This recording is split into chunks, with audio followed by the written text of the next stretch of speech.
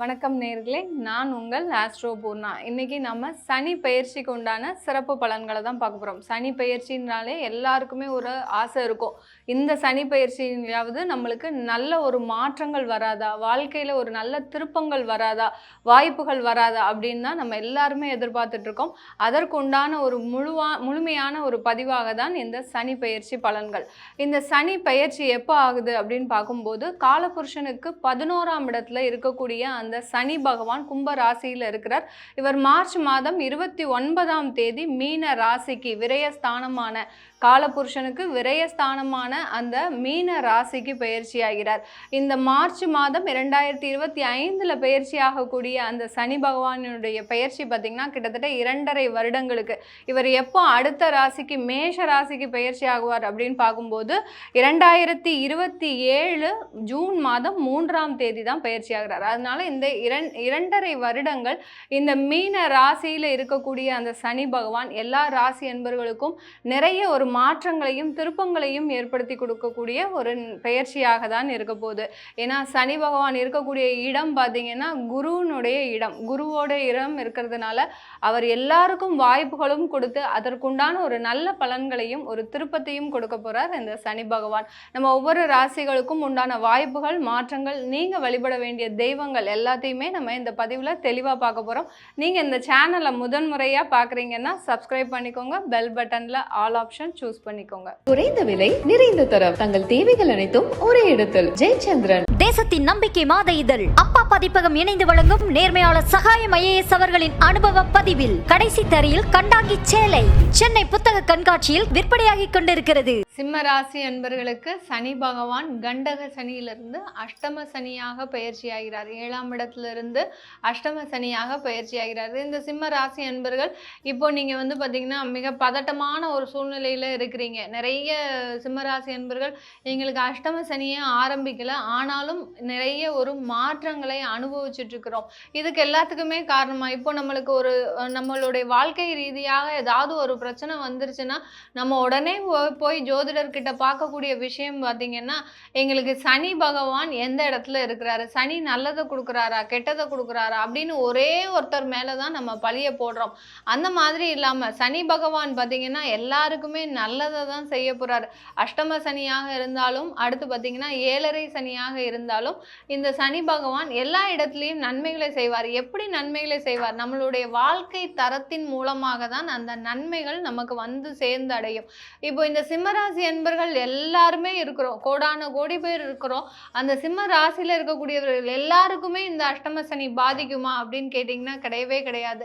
கீழ்த்தர மக்கள்ல இருந்து மிக பெரிய தொழிலதிபர்கள் வரைக்கும் அந்த அஷ்டம சனி ஒண்ணுதான். ஆனா அவங்களுடைய வாழ்க்கை தரத்தை பொறுத்து தான் அந்த அஷ்டம சனி மிகப்பெரிய ஒரு பிரச்சனைகளை கொடுக்கும். இந்த பிரச்சனைகள்ல இருந்து தப்பிக்கிறது எப்படி அப்படின்ட்டு தான் நம்ம இந்த ஜோதிட ரீதியாக நம்ம சொல்லிட்டு இருக்கிறோம். இப்போ இந்த சிம்ம ராசி அன்பர்கள் பொதுவாகவே பார்த்தீங்கன்னா இவங்க இருக்கிற இடம் பார்த்தீங்கன்னா ராஜாவா இருக்கும். எப்படி இருக்கும்? ஒண்ணுமே இல்லாட்டிலும் இவங்க தான் எல்லாமே அப்படின்ற மாதிரியான ஒரு மனப்பக்குவத்தோடு இருப்பாங்க. ஏன்னா இவர்கள் இந்த சிம்ம ராசி என்பர்களுக்கு எப்போதுமே பஞ்சுவாலிட்டி முக்கியமா இருக்கணும். ஒரு ஆஃபீஸ்க்கு போறாங்க, ஒரு தொழில் போறாங்க அப்படின்னாலே பார்த்தீங்கன்னா அங்க ஒரு நேரம் தவறாமையே கடைபிடிச்சுக்கிட்டே இருப்பாங்க. ஏன்னா சிம்ம ராசிக்கு அதிபதி சூரியன்.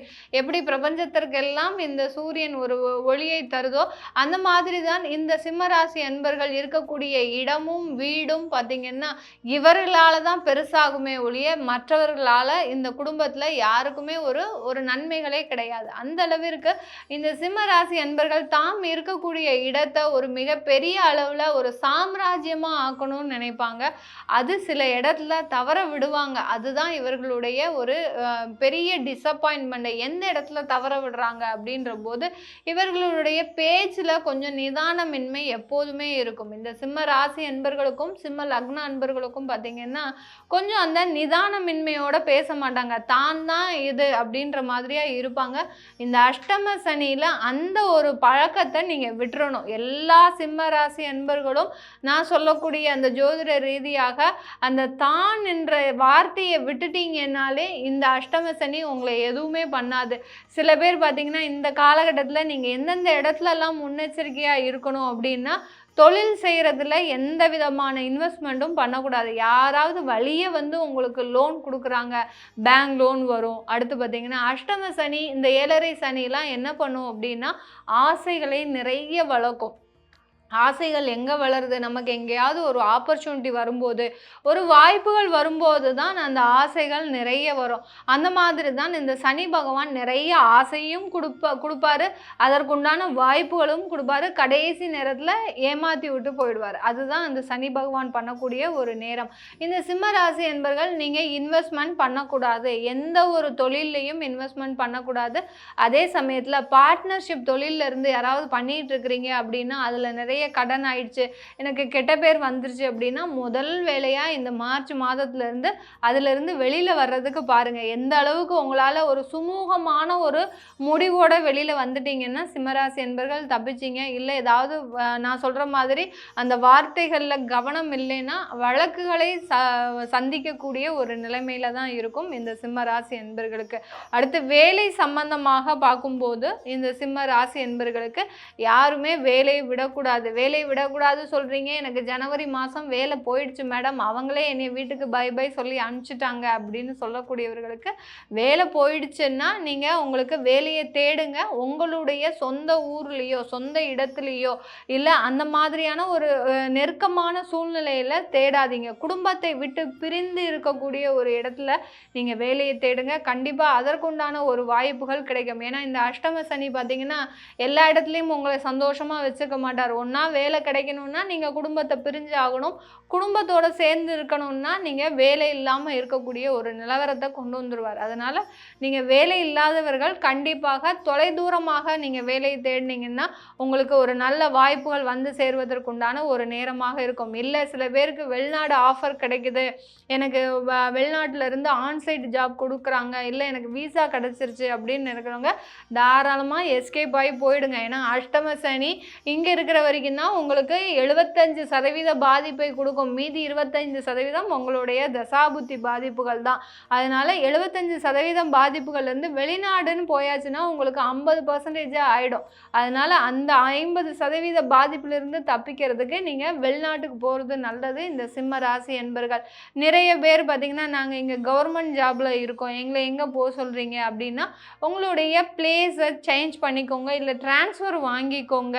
எனக்கு இந்த இடம் தான் வேணும், அந்த இடம் தான் வேணும்னு இல்லாமல் எங்கே போடுறீங்களோ என்ன சொன்னாலும் பூம் பூம் மாடு மாதிரி தலையாடுற வேலை தான் இந்த 2.5 வருடங்களுக்கு இந்த சிம்மராசி அன்பர்கள் செய்யணும். ஏன்னா அதை செஞ்சுட்டோம்னாலே சனி பகவான் கணிச்சிருவார். இந்த அம்மாவுக்கு எவ்வளோ நம்ம பிரச்சனை கொடுத்தாலும் அவங்க தலையாடிட்டு தான் இருப்பாங்க, இவருக்கு என்ன ஒரு பிரச்சனை கொடுத்தாலும் அவர் ரொம்ப பெருசாக கவனிக்க மாட்டேங்கிறாரு அப்படின்னு சொல்லிட்டு நம்மளை சாதாரணமாக விட்டுருவார். அதனால் நம்மளுடைய உணர்ச்சிகளை கண்ட்ரோல் பண்ணும்போது தான் இந்த அஷ்டம சனி அங்கே வலுவிழக்கிறது.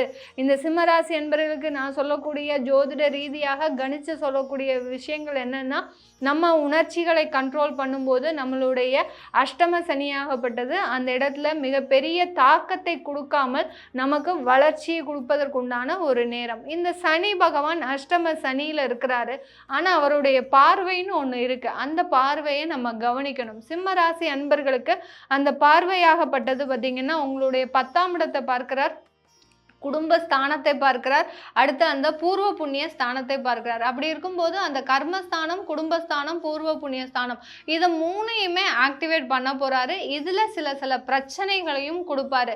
தொழில் சம்பந்தமாக கடன் வாங்கினீங்கன்னா மாட்டிப்பீங்க, குடும்பம் சம்பந்தமாக ஏதாவது ஒரு வீடு கட்டணும், குழந்தை வீட்டில் இருக்கிறவங்களுக்கு நல்ல ஒரு மதிப்பு கொடுக்கணும், மரியாதையை கொடுக்கணும், அல்லது வீட்டில் இருக்கிறவங்கக்கிட்ட நம்ம நல்ல பேர் வாங்கணும் அப்படின்னு நினைச்சு. ஏன்னா சிம்மராசி அன்பர்கள் செய்யக்கூடிய தவறே பார்த்தீங்கன்னா நீங்கள் நல்ல பேர் வாங்குறேன்னு பேர் வழி அங்கே பெரிய ஒரு பாதிப்பை அவமானங்களை சந்திச்சுட்டு, அதாவது ஒரு பெரிய தேவையில்லாத அசிங்கத்தை சந்திச்சுட்டு வருவீங்க. அதெல்லாம் நீங்கள் இந்த 2.5 வருடங்களை கை விட்டுருங்க.